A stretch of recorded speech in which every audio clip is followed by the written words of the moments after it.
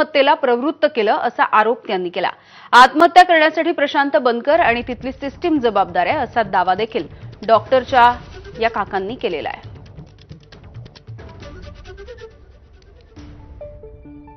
ते call details मिळाल्यानंतर त्याचं स्पष्ट होईलच, दूध का दूध और पाणी का पाणी होईलच।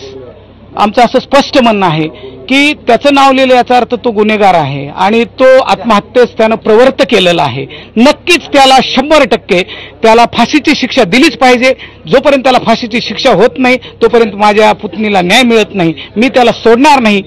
काही असो, आम्ही मुख्यमंत्र्यापर्यंत जाऊ, SIT नेमलेली SITतून ते कॉल डिटेल्स मागू, SDR मागू आणि SDR मध्ये जे काही डिटेल असेल ते कळेलच। दूध का दूध पाणी का पाणी आम्ही 100% आमचं म्हणजे तिने तर आम्हाला काही तसं सांगितलेलं नव्हतं, परंतु 100% ती इतकी स्ट्रॉंग होती, ती असं करूच शकत नाही। तिला आत्महत्येस प्रवृत्त करण्यास हा प्रशांत बनकर आणि तिथली जी सिस्टीम आहे हे जबाबदार आहेत, 100% जबाबदार आहेत।